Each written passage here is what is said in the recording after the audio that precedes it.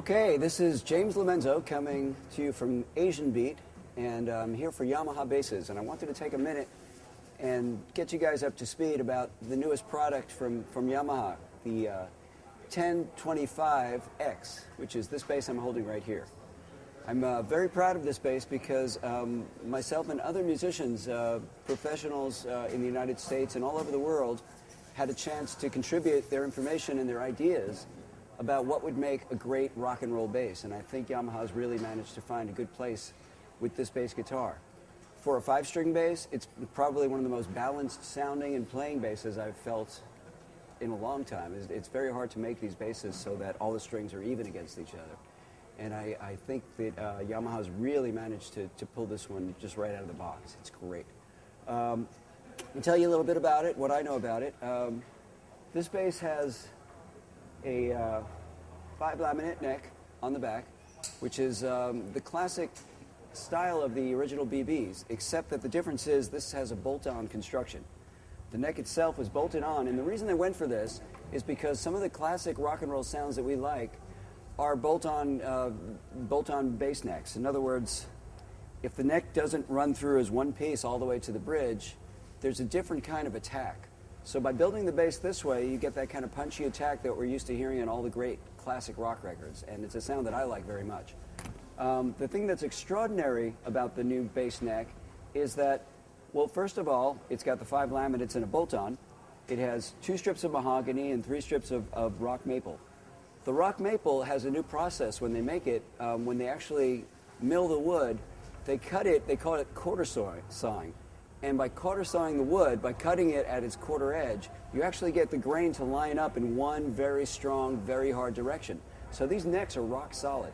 And I think it really contributes to a great, great solid tone that sustains, yet still has the character of the really old, beautiful basses that we love.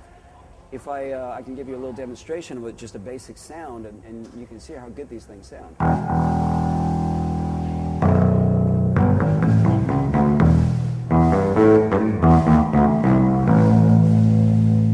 That's using a pick. If you use your hands, you can really get it to slap really nice.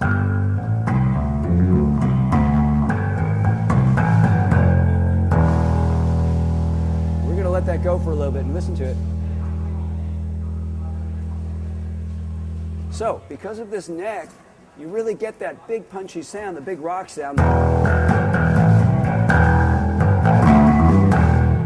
And yet you still get the sustain of a neck through instrument. So you get a little bit of both, but you still get that punch. So I love that. The next thing about these basses that I really dig is, and you can't see it, it's built inside the body here.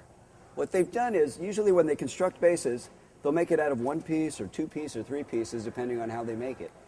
Since this is a bolt-on neck, they still made an integral part, a middle section here. You can't see it because of the paint. It runs from the neck, where the neck bolts on to the middle section, and then the neck goes all the way, and then the body goes all the way to the end. The 2 sections on the side are usually matched later on. It's called book matching. You take a top and a bottom, you put them on the side. Now, usually what they used to do is put these things, glue them together, and then put them in a mold until it dries and cures. What they've come up with now, and I think it's a really great idea, is to put wooden biscuits in between. A wooden biscuit is a thin piece of wood that you can actually glue in to each piece of wood to hold it together to keep it more solid laterally. So this contributes, again, to this big punch factor, to this big rock sound, to a big sound. And that's a great trick that's inside these basses that makes them so unique. The next part I want to talk about is the bridge. The bridge has these beautiful stainless steel saddles, first of all, which really transmit the sound in a very percussive, hard way, yet they're not too bright and too brittle, but they're bright enough to articulate the strings. These are great. They have a great shape to them.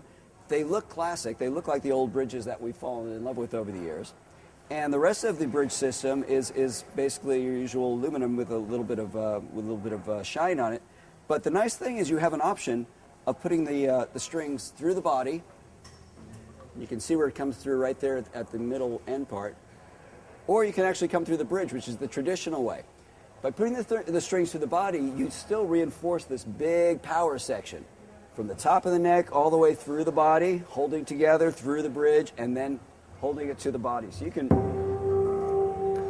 You can do that Billy Sheehan stuff and stretch it up and down, and the body will really interact with the sound. Or if you want the traditional sound where perhaps the strings don't have as much punch to them, you can put it right through there, and it also change the feel of the strings, which will make it feel a little bit lighter.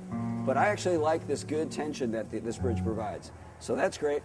The last part of it I want to talk about are these very, very cool new pickups that they've developed. They use these giant strips over here that go through the whole magnet. The magnet is the part that wraps around, and they made them really nice and flat. There's no adjusting pole pieces, so now you can just move the pickup up and move the pickup down, which is really great. Nothing to catch on the strings. Your sound is always balanced, and they're very easy to adjust with all these screws. And these full magnets, these full pole pieces that go right to the bottom of the magnet, they're very big and they're very powerful, but they're not so powerful as to jam the strings down. So you really get a delicate sound from them, and again, it holds up really well, and you can also get a very aggressive sound.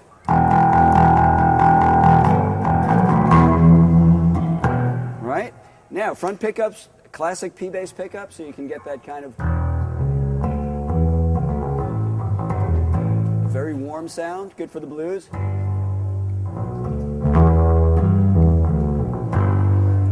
Back pickup has a really nice little bark to it. It's a single coil. Yamaha's been doing it forever, but this one's a little hotter, so.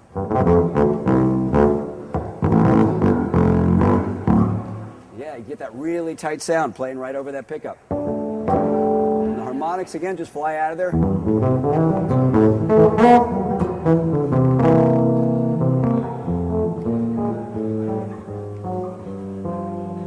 That's a very usable back pickup. You can play all night on that too. So if you want a jazzier sound, the cool thing about this rock bass is that you can play jazz as well.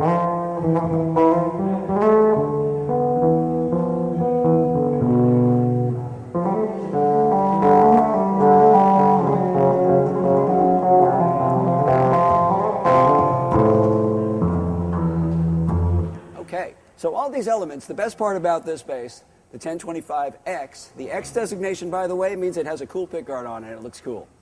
If you get it without the X option, it's just a naked, classic-looking Yamaha bass, which is another feature that I really like about it. It looks like the great Yamaha basses that we've come to know and love. So you just have this option now with if you choose the X model, to have a pickguard, make it look a little different, a little more old-time rock and roll. All these elements come back, and I'll tell you what, I missed one thing. There's a stainless steel nut, a German silver nut down here that sounds absolutely amazing as well, especially for the open strings. The B string has the best integrity of any bass I've probably ever heard in a 5-string range with a bolt-on neck. It really just exudes itself like a piano. I mean, that's a piano sound.